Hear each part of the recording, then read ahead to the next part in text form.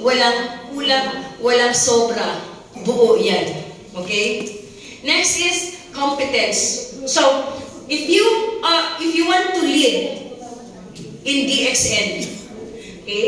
Hindi rason na hindi kayo marunong magsalita. Hindi rason na hindi kayo marunong mag-BOM, mag-gano-therapy, or everything. You have to do it. Okay? Hindi mo tatawagin si Upline. Upline, ikaw dito. Malaking isda ito. Tawanan. Okay? So, be ready. Ready po kayo kung sino yung mga kausap nyo. Okay?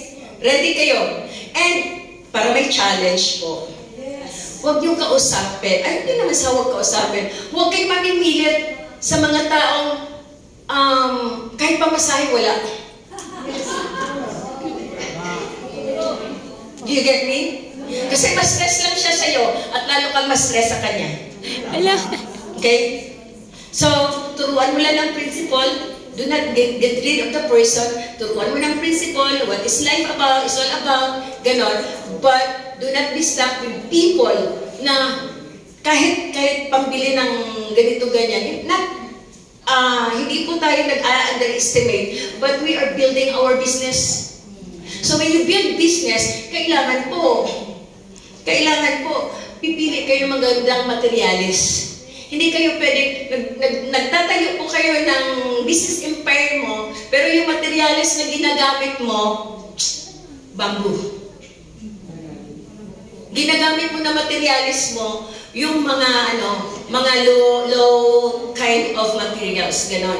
Now, hindi po ako nag-discriminate na yung mga walang pambili, low kind. But, pag kumita na kasi kayo with good materials, may pera na kayo, you can help those people.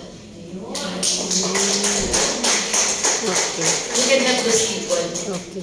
E paano ka, nasa kayo, sa bangka kayo, tapos yung ikaw lang ang marunong maglangoy, tapos may unos, may storm, paano, mangyayari?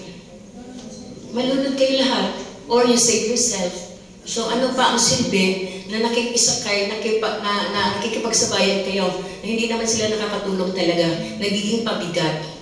So if you want, teach them the principle, educate them first, and then put them into business. Yun yung magandang tulong. Kasi na-stress ka na-stress din sila, dalawa na kayong stress, may negosyo ba na mangyayari? Wala po. Are you with me? Yeah. So, do not, kasi tayo, pinipilit natin yung storya ng telenovela, From Rags to Riches. Hindi po lahat fairy tale. Hindi po lahat fairy tale ang buhay. You have to be practical. You have to be realistic. And of course, magkakaroon ng magic, magkakaroon ng milagro kung naayos mo na yung mindset mo, naniniwala ka, may paniniwala ka, at may pagtitiwala ka. Okay? So, trust, believe, and trust. Okay? So, may paniniwala at may pagtitiwala. Sa sarili mo, of course, sa Panginoon, and sa business partners mo.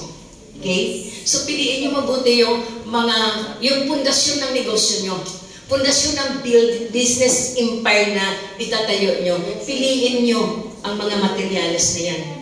Character of integrity, may competence, consistent, at marunong mag-collaborate. Hindi basta-basta na lang nakikipag-kompetensya.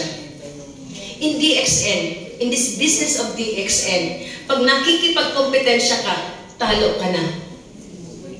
Because ang pinaka-asset natin dito ay yung mga tao na naniniwala sa atin at nagtitiwala sa atin.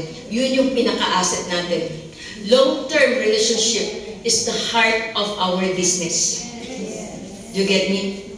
Long-term relationship is the heart of our business. But new members, new people in our business are the blood of our business.